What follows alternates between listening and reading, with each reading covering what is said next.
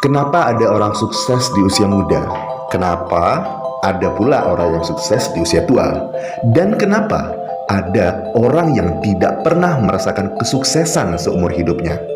Nah, 3 pertanyaan inilah yang mendorong seorang staf penulis majalah The New Yorker ingin mengetahui faktor apa saja yang menentukan kesuksesan seseorang. Dia adalah Malcolm Gladwell. Malcolm Gladwell, ia melakukan sebuah riset untuk menjawab pertanyaan tersebut. Hasil risetnya ia tulis dalam sebuah buku yang berjudul Outlier. Dalam buku tersebut, Malcolm menemukan bahwa ada 3 faktor yang menentukan kesuksesan seseorang. Mau tahu apa aja? Simak terus video berikut.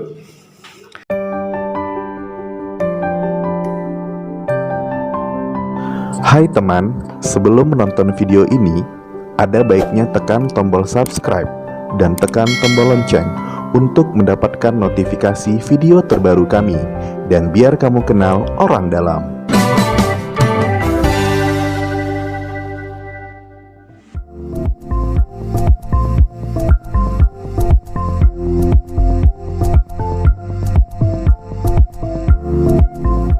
Yang pertama, tanggal lahir.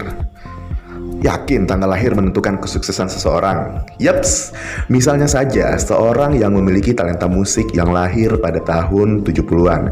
Mereka memiliki kesempatan lebih kecil dibandingkan orang-orang yang lahir pada tahun 2000-an. Karena pada tahun 1970, untuk masuk ke industri musik tidaklah mudah. Bisa tampil di TVRI aja udah senang minta ampun. Berbeda dengan anak yang lahir pada tahun 2000, mereka bisa membuat sebuah karya tulis dan dipublish di YouTube, seperti cover lagu, prank suara fals, dan lain-lain. Bahkan seperti yang kita tahu para musisi di YouTube, mereka bisa menghasilkan banyak uang dari kemampuan bermusik mereka.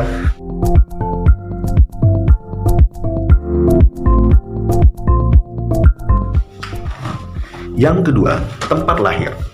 Saya akan mencontohkan dengan pembalap MotoGP.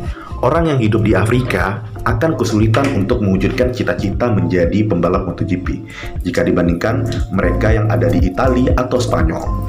Ya, karena di Italia dan Spanyol terdapat akademi yang mendidik seseorang menjadi seorang pembalap profesional.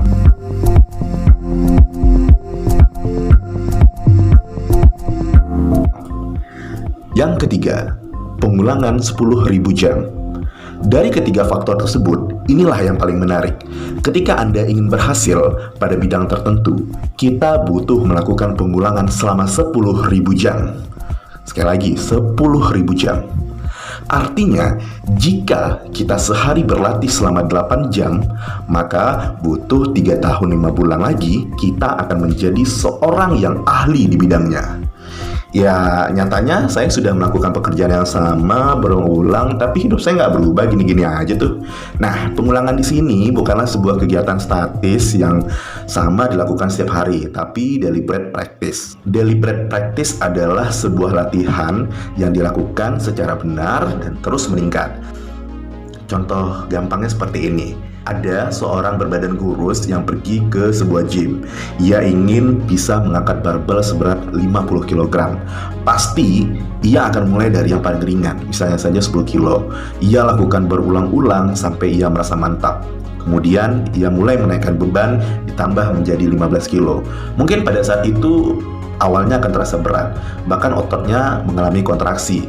Namun, setelah ia merasa nyaman, ia akan menambah beban tersebut menjadi 20 kilo.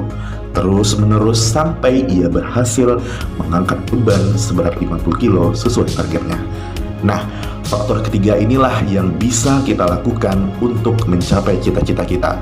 Tidak peduli kita ingin menjadi seorang pebisnis handal, profesional di sebuah perusahaan, atau pegawai mandiri apapun.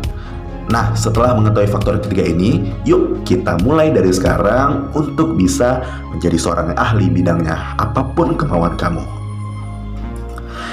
Jika video ini bermanfaat, silakan bagikan ke orang-orang yang Anda cintai. Sampai ketemu di video selanjutnya di channel Orang Dalam.